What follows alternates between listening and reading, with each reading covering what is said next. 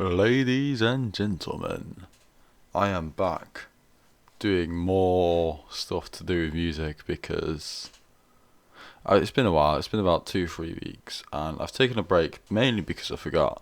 But I've come back and I've decided to, actually make some more videos or podcasts, depending on where you watch them. And I'm starting off with a new thing that's been released. I think it's literally just been released yesterday. And it's called Bloodlust, the EP by Nothing Nowhere. Now, Nothing Nowhere's been on my radar for a bit with his last album, Ruiner, which I really, really liked. Like, there were some songs which weren't, fantastic, but they were all at least decent, some being absolutely amazing. So he's on my radar, and I heard, the Bloodlust EP was coming out. So I decided, you know what, I'll give it a listen, I'll see what it's like. And I've listened to it, and it is pretty incredible. I didn't know if he could do. I knew he could do a lot of different styles, but I didn't think he could do the old This feels like an older kind of rock beat with the drums, because obviously it features Travis Barker. One of the songs features Black Bear, and I didn't know how that would fit with this EP personally, but it fits well. Travis Barker is an amazing drummer. We all know that, and the production on this is brilliant. It's unparalleled. It fits really well, and we're gonna go in song by song and see how we feel about it. Well, how I feel about it. So we've got the first song, and that is Destruction. Now, Destruction was my second least favourite, so it was a good song.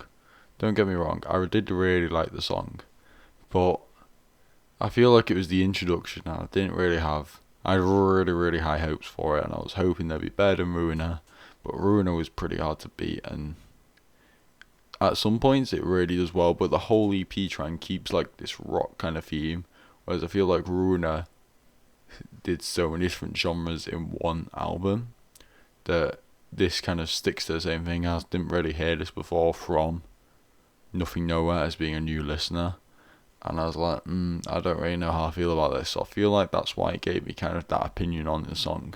But lyrically, I've kind of liked the song. He's obviously losing this girl, and he really wants her back because she's all up in his head, and he didn't want to do anything that he did, and it's a really good song. Beat wise, it's fantastic. Listening to it, it just sounds good. If you ignore the lyrics, which I don't say very often, but if you do literally ignore the lyrics, the song is it feels like an older song with better production, better lyrics, better vocals, better in every department, and it's what alternative should be nowadays. We go into the next song, which is True Love. I really like True Love, personally. I really, really like True Love. And the reason I say that, because lyrically, it's he's throwing the first verse which comes in, and it's all weird and a bit angsty, and it goes in, and as soon as the pre-chorus comes in, and then it starts ramping up, and then on that chorus it's fantastic. I love the listen of it, and if I'm honest, there isn't much which really I can say beats that sound, and it just sounds incredible. And the bridge is it's a bit ooh, it's shock lyrics, and the shock lyrics work because they are really, really good.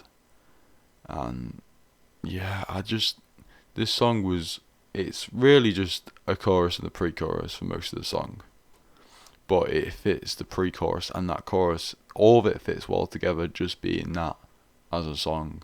And I really enjoy this song, and I really enjoy spending my time with it, you know what I mean? And there isn't much to say on each of these songs, because a lot of them are just a verse, a pre-chorus, a chorus, maybe an outro, or maybe a bridge. But we have Torture, which is next, and Torture is Torture is really, really good. Like, I'm gonna say this about probably most of the songs, but Torture is like one of my favourites again. It sounds fantastic. His voice fits so well. I feel like in so many different genres that I can't compliment his voice saying it fits so well in this song, because any genre he does, his voice fits well. It changes depending on the genre, and it's rare for an artist to have that. And when I was listening to it, I was like, yes. So it goes in, flips and flips, and the chorus is like really insane. And I don't know how to describe it other than you can see that he's trying to want her, but it's not gonna work, and he knows it's not gonna work, and he's trying his hardest, and it's not working to get her back. And it's lyrically, like, if I had to say some of my favourite lines on this, is just like, it's not really like lyrically. Like, if I usually pick out lyrics in songs and go, oh, that's a good lyric, that's a bad lyric, that's this, that's that. But lyrically, it's just the hearing and the experience which hits you more than the lyrics themselves. And that was a different tone in Ruiner. Whereas in Ruiner, when I listened to it, I listened to the lyrics, I was like, oh, they're good lyrics, they're good that, that's good this. Whereas in this whole EP at the moment, I've just been listening to it as a experience and as a whole collective project rather than lyrically itself. And I'm usually deep into the lyrics. Next song is Beautiful Life, and it's good. It's good. Like, I do like it, but it isn't the best one on there. It's probably like in the middle, like not the best, not the worst kind of thing. And like I said, lyrically, this is lyrics aren't the most strongest point of this EP at all.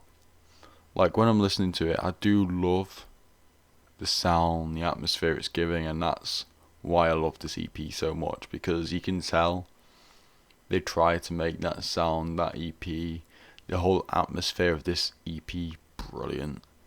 And Beautiful Life does kind of show that, because the chorus is very simple. The chorus is just a few la's, like la la la la la, kind of that thing, and it goes, what a beautiful life. It's very simple, but it works.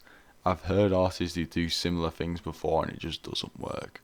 But because of the way he delivers it, the way it sounds in the beat, it fits very, very well. And I do enjoy listening to that song, and it's fantastic. Back to You is oh my god, I overloaded the mic, I think. Back to You is the song which features Black Bear. And when I heard of this feature, I was like, I don't know how I feel about this. I'm going to have to listen to it, see how it goes. Because Black Bear, I feel like, has quite a different style to Nothing Nowhere. And you can tell that when the first verse comes in and the first chorus comes in, you're like, ooh, is Black Bear gonna hold up? And I can tell you now, yes, he does. He obviously gives his style. He doesn't change his style very much depending on what he's singing on.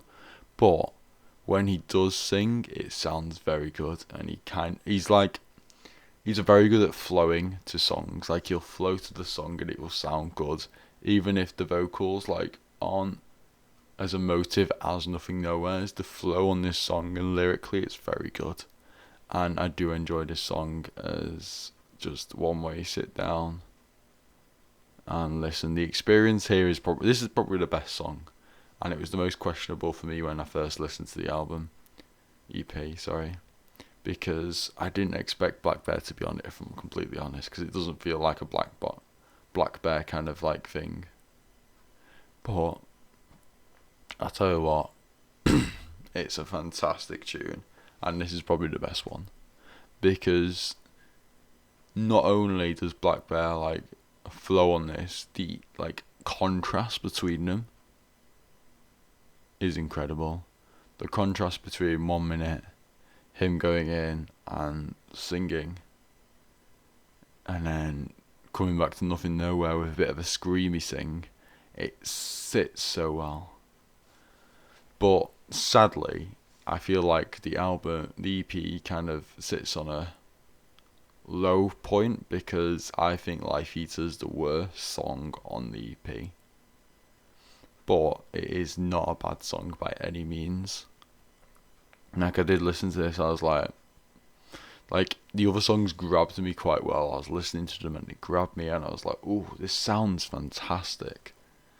But this one just really didn't get me as much as the other ones, which I'm really sad about because I wish it would have. Because it started off questionable and it ended a bit, is that the end? Kind of thing. But the middle, like all the way through the middle, it's amazing. So it kind of like, it goes up and then peters out at the end. And Life Eater is the reason for that, I think. Even though it's a good song, it's not a mint song. Like, when I was listening to Ruiner, back when that came out, I was like, that's incredible. Like, the end of Ruiner is a very short song, but it hits the user hard. The screaming at the end, the way the guitar is, the way he starts it off just singing one word at a time, slow and like in, and it sounds so good. And then it just peters out, this EP, whereas compared to Ruiner, where it's all good, and when I finished Ruiner, I wanted more. And with Bloodlust, I felt content, which is not a bad thing by any means. I'm like, oh, this is a good album, good EP. I was like, okay, this is good. You've used that style well. Like, if there was more songs with this exact style on this EP, I think it would have been dead a couple songs after. I think it's got a perfect length for an EP with songs with all similar style. So it kind of runs not too short of time, but not too long of a time. It's the perfect amount of time for this, like, listenable experience and not be dead. And if you wanted to listen to this and haven't got around to it yet, I would recommend it. Like, I don't rate songs, I just say how good they are, and this EP is, like, incredible. It's very, very good. Like, it isn't the best. Nothing Nowhere's done from what I've heard. Like, Ruiner's better. But as an EP, as a one kind of style, which Nothing Nowhere can do, it sounds incredible. The experience while you're listening to it, you feel different experiences, and it goes through very, very well. And there isn't much more for me to say apart from well done, Nothing Nowhere, well done, Travis Barker, and obviously JV produced some of this, and it all fits together so well, and I'm so proud it works. So it's a whole experience kind of thing. You have to listen to it all in one go, and then you can play the odd tracks and find out which one you prefer. Like, I always throw them in a playlist, but I always listen to the whole album or EP as a whole to kind of get the experience it's trying to give, and it gives a very good experience. I would like to thank you all for listening, and I have been a bit monotone today. I'd normally be a bit bouncy around, but I don't feel too great, so I decided to listen to Nothing Nowhere to kind of try and cheer me up. But yeah, thank you for listening, and I hope you all give this EP a listen. And I have released a video different on my YouTube channel, different to my normal YouTube videos. It's a bit more edited, a bit more fun. I'd recommend you all to watch that.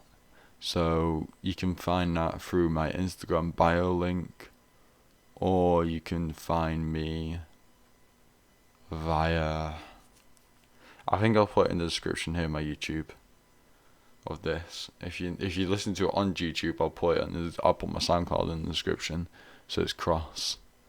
But if you're coming from SoundCloud and you haven't listened to my YouTube, I do mental health. I've done one reaction commentary, and I do these music reviews. So go over there if you want to hear more about my life, and obviously go over to my Instagram if you just want to see some weird, like, posy pictures of me. Anyway, thank you for listening, and I will hopefully see you again.